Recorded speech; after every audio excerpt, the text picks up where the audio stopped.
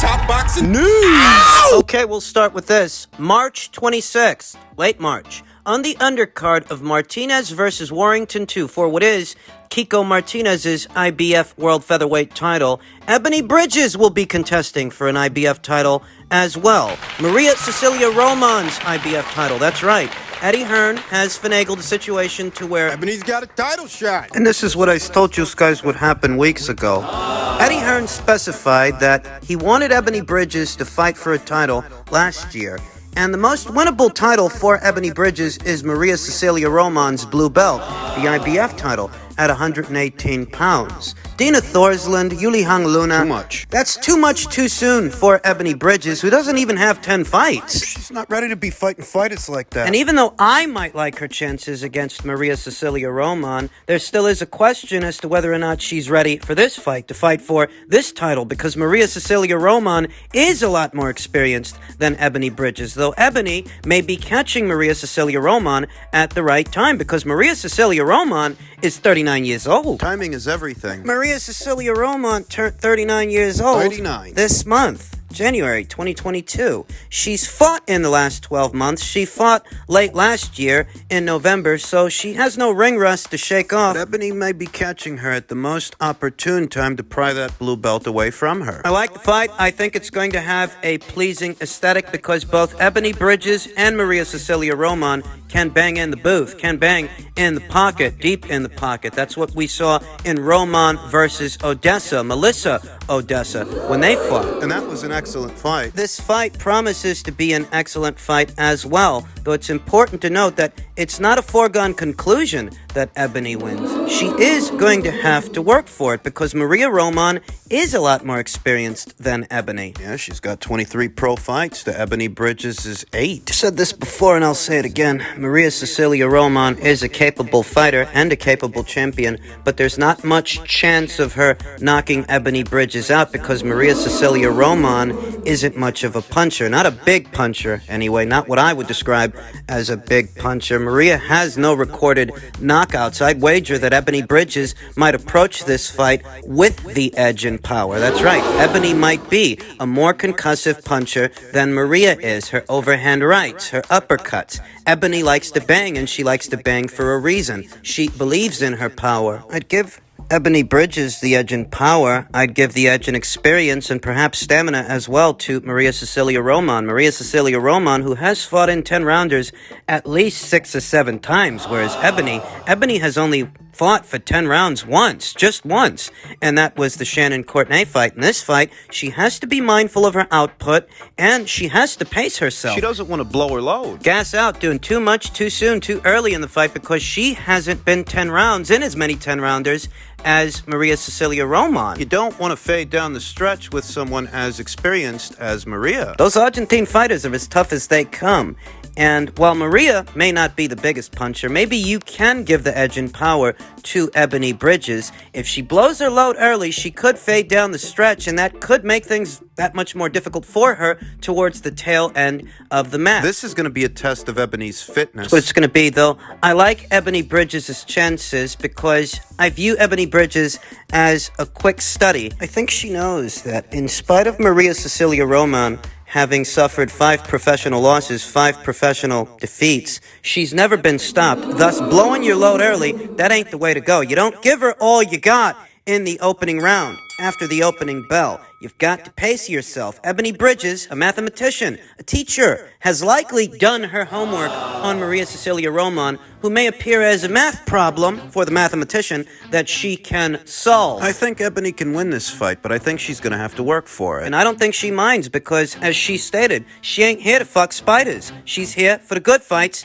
the big fights, and this is a segue to those big fights if she can procure a world title. If she gets this blue belt, maybe she gets the winner of Mitchell versus Courtenay 2 afterwards, provided Jamie Mitchell makes it past Carly Thumper Skelly. All the big fights are on the other side of this one. That's where Ebony Bridges has to get to, and because she's a better boxer than she's given credit for, a quick study and a hard puncher, I think she can pull this one off. I think she can do it. I'm backing Ebony Bridges to beat Maria Cecilia Roman.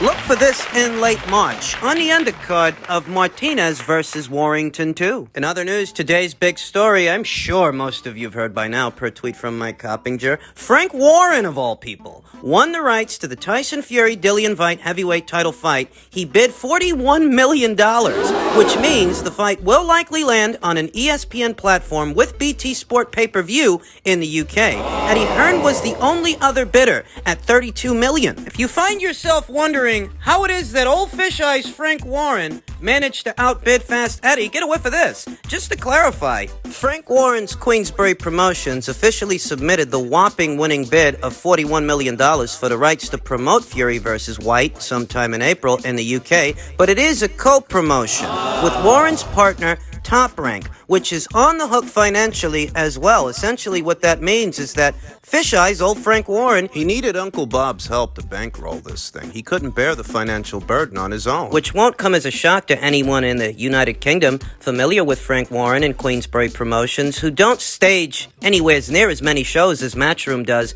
annually. They don't have as much money to play as Matchroom, as big a budget. Thus, the money had to come from somewhere, and it appears that the money, at least a sizable portion of it, came from Top Rank, who's co-promoting this thing. In reference to Top Rank and Bob Arum, old Bob, Uncle Bob, had this to say, Dillian Whyte got what he wished for.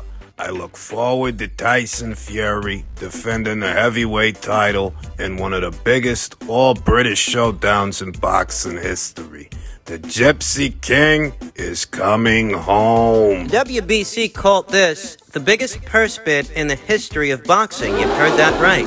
The Tyson Fury versus Dillian Whyte purse bid, according to the WBC, was the biggest purse bid in the history of purse bids. Which makes you wonder why they only wanted to offer Dillian Whyte $5 million up front for a fight of this scale. A fight of this size, of this magnitude. In the end, what Dillian Whyte wanted was more money, more than the $5.5 million up front he was offered, and that's what he got. He got more money. Whether it came from Frank or Eddie is besides the point, because what that guy wanted was more money. Dan Raphael tweeted, "My understanding is, if Whyte wins at arbitration, the promoters have to make up for the shortfall." That's right, that arbitration is still going on. Dillian Whyte still wants an improved split. And if he gets it, Frank Warren and Bob Arum, they're on the hook for that too. You're gonna have a lot of Tyson Fury apologists try to spend this. Trying to make this seem like this is somehow a loss for Eddie Hearn and Matchroom, or a loss for Dillian Whyte, when in reality, what Dillian wanted was more money, and that's what he got. More money. As far as the entire argument as to whether or not Dillian Whyte was being greedy, it's kind of besides the point, though at this point, if you want to have that conversation, they offered this guy $5 million up front for a fight they ended up bidding $41 million on. So it was clearly worth something to them. It's clearly a bigger fight than they let on. $41 million bigger. See, what you have to ask yourself is, if they thought enough of this fight that they were willing to bid $41 million to beat out Eddie Hearn in this purse bid, if they thought enough of the fight, thought that much of it, why'd they only offer Dillian Whyte $5 million? That's the question. And now we know how we got here. We know how they ended up bidding $41 million, because Dillian wasn't happy with the money, and Eddie Hearn indicated that since he's not happy with the money, he's not happy with the split, they're going to take this thing to a purse bid. And in doing so, they forced Frank Warren and Bob Arum to tag team Eddie Hearn and put more money in the pot. Which directly benefits Dillian Whyte. And it's not one way, it benefits Tyson Fury too, but better still, they only added more money to the pot because this thing ended up going to a purse bid. If not for that... What do you think? They wanted to give Dillian Whyte more money? I won't lie to you, I wasn't expecting Frank Warren to win the purse bid, though all the same. The only reason it went to a purse bid is because Dillian Whyte didn't want to accept their initial offer. He didn't like the deal, so he decided to take it to a purse bid where the stakes could be raised. And the stakes were raised. They were raised by Frank Warren and Bob Arum, who added more money to the pot to ensure that stays a top-ranked Queensberry Promotions show. Because I told you, the last thing they want to see is Tyson Fury fighting under the Matchroom banner.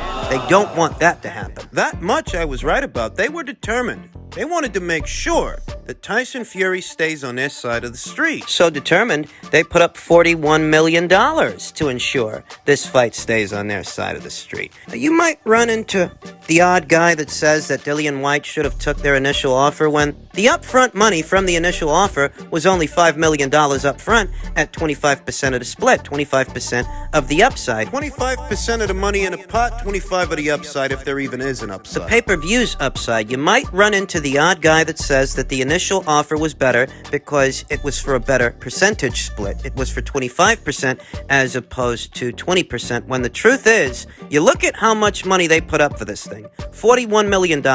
That's what you've got to generate in order for this fight to break even. Thus, the pay-per-view's upside, if there even is one. Listen, you'd have to sell 1.6 million pay-per-views at a price point of $25. To generate $41 million, that's how many pay-per-views at that price point you'd have to sell. Approximately $1.6 million. And I think it's possible, I do think it's possible they could hit that number, but in hitting that number, all they'd be doing is breaking even, thus focusing on the split and the upside of one. What happens if they fall just short of the mark? What if they only sell 1.5 million pay-per-views where they needed to sell 1.6 in order to break even? Suddenly, that percentage split, it's not important, at least not as important as the money you get up front. They only wanted to give Dillian Whyte 5.5 up front. Now he's getting 8 or close to 8, 7.4, which is closer to the 10 million he wanted from the get-go, the 10 million he wanted from the very beginning. In the end, Dillian Whyte wanted more money, and he got more money, whether the money's coming from Eddie Hearn or the money's coming from Frank Warren. All the same. Dillian got what he wanted. And you can't spin that. He wanted more money and he got more money. In the end, that's what this was all about. Dillian Whyte getting more money. And whether it's Bob Arum's money or Frank Warren's money or Eddie Hearn's money, all the same. That's what this was all about. Now, in association with this story, the WBC have announced that the Tyson Fury versus Dillian Whyte purse bid money will be split in a unique way, with 10% kept as a winner's bonus. Of the $41 million winning bid, Fury gets $29 million, Whyte gets $7.4 million, and the winner of the fight, gets an additional $4.1 million. Oh, so there's that much more incentive on the table to win the fight. Though I think that a lot of you out there are a lot more wide-eyed and optimistic than I am. You know, I saw Michelle Joy Phelps of Behind the Gloves Boxing state on her social media that she can't wait for the fight. And that's assuming there even is a fight. Eddie Hearn, he has stated that he expects Tyson Fury versus Dillian Whyte to most likely take place in April, and Alexander Usyk versus Anthony Joshua, too, to most likely take place in May. Yeah, I think we'll see Joshua versus Usyk too before we see Fury versus Whyte. I'm not kidding, and I'm not making any bones about it. I said this in my previous live stream that Tyson Fury, Frank Warren, they're tricksters, the both of them. And even with all of this having happened, Queensberry Promotions securing the rights to Fury versus Whyte, even with all of that entire fiasco, I don't trust Tyson Fury to go through with this fight. We have confirmation that he was trying to get around it. We have confirmation that he intended to return in March, but not to face Dillian Whyte, and not to face Alexander Usyk either. And that confirmation isn't just coming to us by way of Eddie Hearn, it's coming to us by Aegis Climas as well. Alexander Usyk's guy. You got two different guys telling the same story about Tyson Fury and what he wanted to do in March. And he didn't want to fight Dillian Whyte. He didn't want to fight Alexander Usyk either. What do you think? He can't find a way out of this thing? Because Tyson Fury's never pulled out of a fight. Didn't he pull out on Ustinov years ago? Didn't he pull out of the Vladimir Klitschko rematch? The way I see it, even with all of this having happened, there's still a chance that this fight don't get over the line. What stops Tyson Fury from pulling out injured? Say steps on a Lego block, pulls out. I don't trust these guys. I've got to see it to believe it. Frank Warren and Bob Arum are financially on the hook for $41 million. $41 million. That means they've got to sell upwards of 1.6 million pay-per-view buys in the UK alone to cover the operational costs, to cover the guaranteed purses. They have to sell 1.6 million pay-per-view buys. And while I think this fight can do commercially well, I don't know that it can do that well. And even if it can, we know this isn't what Tyson Fury wanted. We know he didn't want to fight Dillian Whyte. And the kicker is, he didn't want to fight Alexander Usyk next either. We know. He was trying to fight a lighter touch in March. That being said, who says this guy can't pull out injured? Who says he can't delay this fight even further? Long enough that, you know what? Maybe he says he's injured, or maybe he catches COVID. The WBC won't strip him under those circumstances. They won't. Then he petitions for an exemption to the mandatory to fight the winner of Joshua versus Usyk, because by that time, the winner will have already emerged. You think the WBC aren't helping this guy? In your heart of hearts, do you really believe that the WBC would strip Tyson Fury of the green belt to give it to Dillian Whyte of all people? Dillian Whyte, who they've never done any favors. Do you honestly believe in your heart of hearts that it could go down that way? The way I see it, Tyson Fury can still throw the monkey wrench in this entire situation. Oh, I'm playing this one close to the chest, I am, but it's because I firmly believe he's gonna find a way out. I don't think he's gonna fight Dillian Whyte in April. If he does and I'm wrong, then great. We actually get the fight. I wouldn't mind being wrong about this because I'm a boxing fan, and what I want to see most are boxing matches, not long, drug-out fiascos. But I don't trust these guys, and I never have. I can't trust Tyson Fury to go through with this Dillian Whyte fight knowing that he did try to get around it, and it wasn't to fight Alexander Usyk next. This isn't what anybody on Tyson Fury's side of things wanted. They didn't want him to fight Dillian Whyte next. What they wanted to do was to match him against either Manuel Charr or Robert Helenius in March. To begin with, Bob Arum and Frank Warren didn't want to have to end up giving Dillian Whyte more money, but they did, and Tyson Fury, apparently, he didn't want to fight Dillian Whyte next. He didn't want to fight Usyk either. He wanted to have his pick of the litter. So when you look at that situation, that nobody on Tyson Fury's side of things wanted this fight, what are the odds that he finds a way out? Frank Warren and Bob Arum did not want to give Dillian Whyte $7.4 million. No, they only wanted to give him $5 million. Tyson Fury, he didn't want to fight Dillian Whyte next. We know that. And it wasn't even about being fast-tracked to a Usyk fight. It was so that he could continue to have his pick of the litter. He wanted to fight a lighter touch in March. So I'm telling you, I'm not banking on this fight happening. I don't think it's going to happen. I think he's going to find a way out sometime between now and April. I'd be happy to be wrong about this, but I don't think I am.